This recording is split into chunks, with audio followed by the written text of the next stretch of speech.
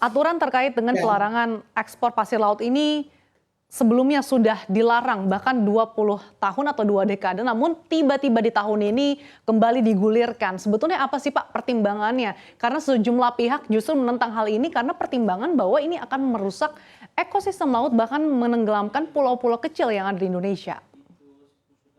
justru kebijakan ini ditempuh untuk tidak boleh merusak ekosistem laut. Jadi Pak Menteri Kelautan dan Perikanan Sakti Wahyu Trenggono berkali-kali menyatakan bahwa ekologi harus sebagai panglima. Baru kemudian kepentingan yang lain-lain termasuk rezeki ekonominya. Jadi kenapa kemudian diambil ya karena merupakan tugas dari Kementerian Kelautan Perikanan sesuai dengan amanat yang diberikan oleh Undang-Undang Kelautan, Undang-Undang nomor 32 pasal 56. Di situ dinyatakan bahwa tugas pemerintah dalam hal ini adalah Kementerian Kelautan Perikanan adalah membersihkan kemudian menyehatkan laut dan seterusnya, yang itu tentu saja harus dilakukan oleh Kementerian Kelautan Perikanan. Dan dilalah kita mendapatkan informasi dari para ahlinya ternyata banyak sekali sedimentasi yang terserak di beberapa titik ordinat di beberapa seluruh lautan di Indonesia yang ternyata itu berdampak buruk, yaitu mengganggu ekosistem kelautan dan perikanan kita, mengganggu terumbu karang, mengganggu kerang hijau, mengganggu padang lamun dan seterusnya, sehingga harus dibersihkan, harus dikelola dengan sebaik-baiknya. Itulah sebabnya kemudian ya pemerintah dalam ini KKP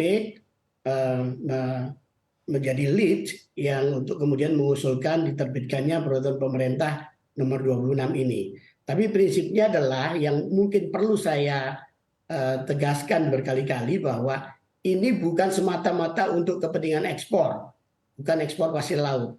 Jadi ini betul-betul dalam konteks kepentingan KKP adalah untuk diutamakan kepentingan domestik, yaitu pemanfaatan ruang laut, termasuk pembangunan reklamasi dan seterusnya yang membutuhkan bahan urukan yang demikian banyak. Nah, Oke, selama ini, jadi memang sejauh untuk ini reklamasi kebijakan itu ini dikeluarkan Pak karena highlightnya selain untuk menyehatkan laut, kebutuhan reklamasi dalam negeri. Tapi terkait dengan penyehatan laut, apakah memang dibukanya kembali ekspor pasir laut ini menjadi satu-satunya alternatif Pak untuk menyehatkan laut? Karena hal ini juga dipertimbangkan bisa merusak ekosistem laut justru Pak. oh iya, ya cara untuk menyehatkan laut kita ya banyak sekali, termasuk mencegah terjadinya depletion melalui IUU fishing yang kemudian tetap kita lakukan.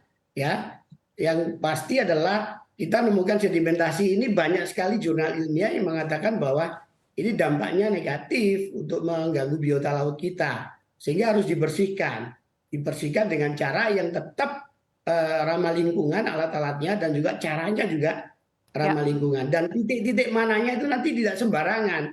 Anda jangan kebayang selama ini misleading berita tentang ekspor laut itu ya, gambarannya adalah beko yang kemudian siap mengeruk pantai atau pasir di sekitar pantai di pulau terkecil, pulau terluar.